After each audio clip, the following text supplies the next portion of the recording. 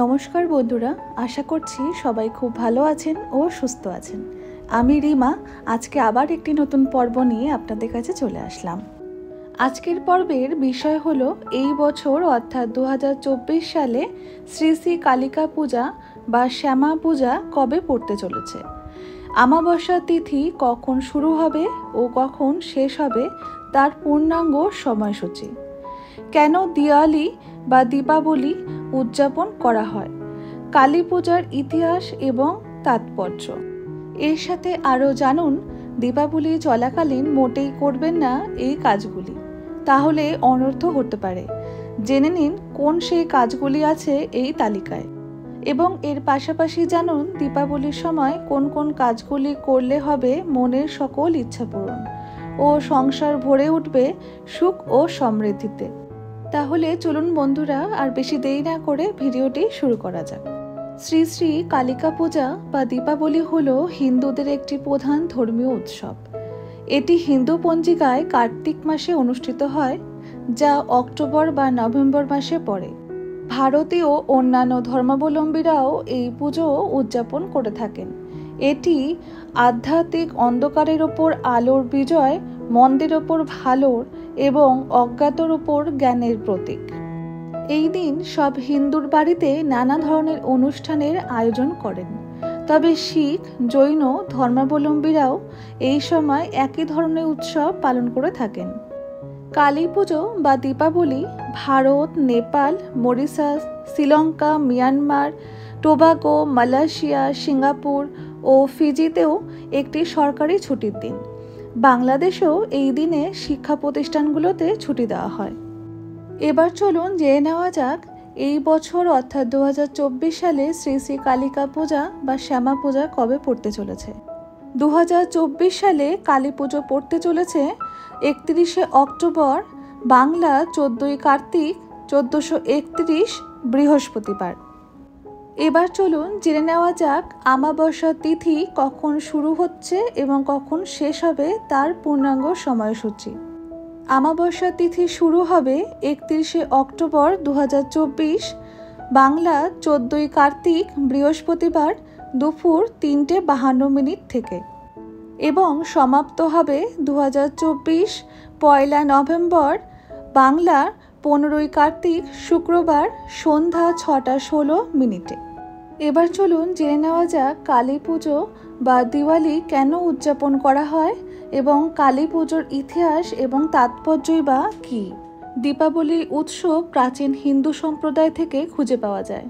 কিংবদন্তি ভাষা ভগবান বিষ্ণুর সপ্তম অবতার ভগবান রাম রাক্ষসরাজ রাবণকে পরাজিত করে তার অযোধ্যায় ফিরে আসে, যেটি এই মালা লক্ষ্য কার্তিক অমাবস্যা ছিল।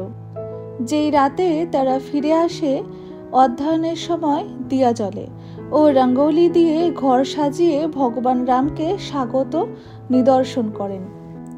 তাই এই দিনটিকে সারা বিশ্বের মানুষ আলো ও আনন্দের সাথে দীপাবলি হিসেবে উদযাপন করে থাকেন। এবার চলুন জেনে নেওয়া যাক কালী পুজো বা দীপাবলির সময়কালীন কোন কোন কাজগুলি একেবারেই করা উচিত নয় এবং কোন কোন কাজগুলি করলে সুখ ও সমৃদ্ধি লাভ করতে পারবেন। কালী পুজো বা আলোর উৎস দীপাবলি চলাকালীন মোটেই করবেন না এই কাজগুলি, তাহলে অনর্থ হতে পারে, এমনই বলা আছে শাস্ত্রে। জেনে নিন কোন কোন কাজগুলি আছে এই তালিকায়। দেরি করে ঘুম থেকে ওঠা। শাস্ত্রমতে দীপাবলির সপ্তাহে দেরি করে ঘুম থেকে ওঠা অনুচিত। সূর্যোদয়ের আগে শয্যা ত্যাগ করা উচিত, তা না করলে মা লক্ষ্মীর কৃপা থেকে বঞ্চিত হতে হয়। সেক্ষেত্রে অর্থকষ্ট পিছু ছাড়ে না, অভাব লেগেই থাকে সংসারে।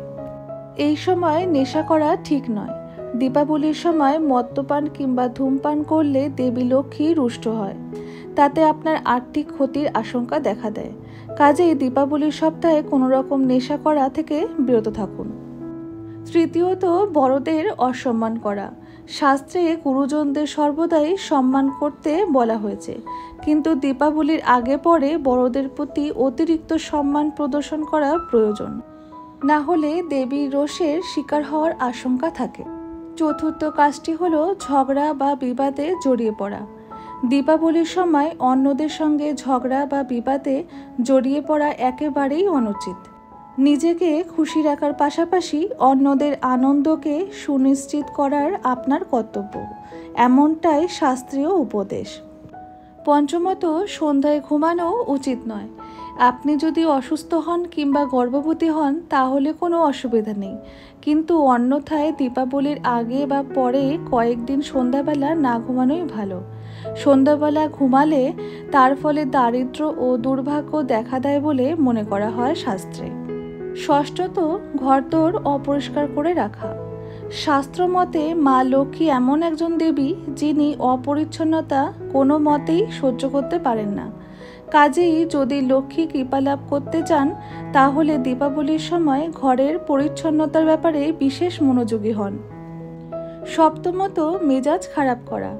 কোনো কারণে আপনি মেজাজ খারাপ করলে বা মাথা গরম করলে তার কুপ্রভাব পড়ে আপনার আশেপাশের মানুষগুলির ওপর, ফলে তাদের আনন্দ ভাটা পড়ে।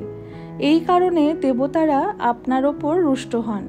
কাজেই দীপাবলির পর্বে মেজাজ ঠান্ডা রাখা অত্যন্ত জরুরি।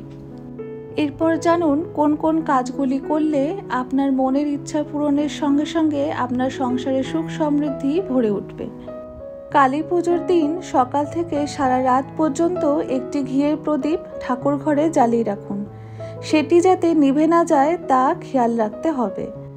এই দিন কালী মন্দিরে নৈবেদ্য হিসাবে আতপ চাল, একটি গোটা নারকেল, 108টি জবা ফুলের মালা ও ঘি দান করুন। দীপান্বিতা কালী পুজোর দিন রাতে বাড়ির ছাদে একটি কালো রঙের পঞ্চমুখী প্রদীপ জ্বালান। কালী পুজোর দিন সন্ধ্যাবেলায় বটগাছের গোড়ায় 3 বার কালো তিল রাখুন। তাতে দেবী নাকি প্রসন্ন হন, মনের সকল ইচ্ছা তিনি পূরণ করেন। কালী পুজোয় উপবাস করলে পুজোর পরের দিন ব্রাহ্মণ ভোজন করাতে পারেন, তাতে দীর্ঘায়ু ও মনের আশা পূরণ হয়। যদি সম্ভব হয় এই দিন কোনো মন্দিরে একটি খাড়া দান করুন, বিপদ আপনার ধারে কাছে ঘেঁষতে পারবে না। আজকের ভিডিওটি এই পর্যন্তই। ভিডিওটি কেমন লাগলো কমেন্ট করে অবশ্যই জানাবেন। ভালো লাগলে প্লিজ লাইক শেয়ার করতে ভুলবেন না। আজকে তবে আসি। সম্পূর্ণ ভিডিওটি দেখার জন্য অনেক অনেক ধন্যবাদ।